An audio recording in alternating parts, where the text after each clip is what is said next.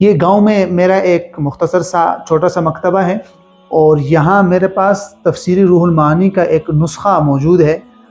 یہ نسخہ دارالحدیث القاہرہ سے چھپا ہے، اور اس پر دو حضرات نے تحقیق کی تھی، سید محمد سید اور سید ابراہیم عمران نے۔ یہ نسخہ سن 2005 کی طباعت ہے، اور میں نے یہ خریدا تھا اس وقت جب میں درجہ رابعہ میں مدرسے میں پڑھتا تھا، اور سن 2006 یا 7 کی بات ہے کہ جب میں نے یہ نسخہ لیا تھا۔ یہ تقریباً 15 جلدوں میں ہے، اور ویسے تو اس کے 30 حصے ہیں، لیکن 2 حصے ایک جلد کے اندر یکجا کیے گئے ہیں۔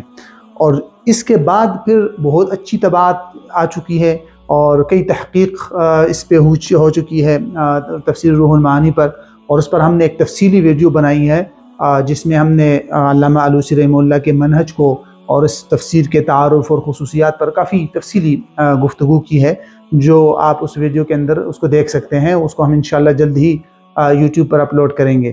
جو یہ نسخہ ہے اس کے اندر بھی کچھ خصوصیات ہیں جو اس زمانے کے لحاظ سے، سن 2006-5 کے لحاظ سے کافی عمدہ نسخہ یہ سمجھا جاتا تھا۔ اور اس نسخے کے اندر شروع میں ایک مقدمہ ہے جس میں علامہ آلوسی رحمہ اللہ کی تفسیر کا تعارف اور ان کے منہج کو مختصراً بیان کیا گیا ہے۔ پھر اس کے بعد مقدمہ تحقیق ہے جس میں انہوں نے محققین نے اپنے تحقیق کا منہج لکھا ہے، اور ساتھ میں انہوں نے علامہ آلوسی کا مختصر سا تعارف لکھا ہے۔ جو انہوں نے منہج اپنا لکھا ہے اس کے اندر جو بنیادی باتیں ہیں وہ مراجعۃ النصوص و ضبطہ ہے، کہ الفاظ اور کتاب کی جو عبارات ہے اس کی مراجعات کی گئی ہے۔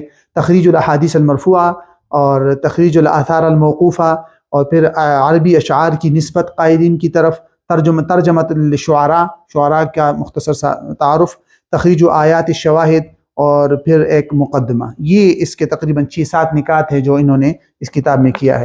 طباعت اس کی کافی عمدہ ہے، جس طرح دارالحدیث القاہرہ کی ویسے بھی طباعت کافی عمدہ ہوتی ہے، کہ جو دیگر نسخے اور اس پر جو باقی تحقیقی کام ہو چکا ہے وہ آپ پھر اس تفصیلی ویڈیو کے اندر انشاءاللہ آپ دیکھ سکیں گے۔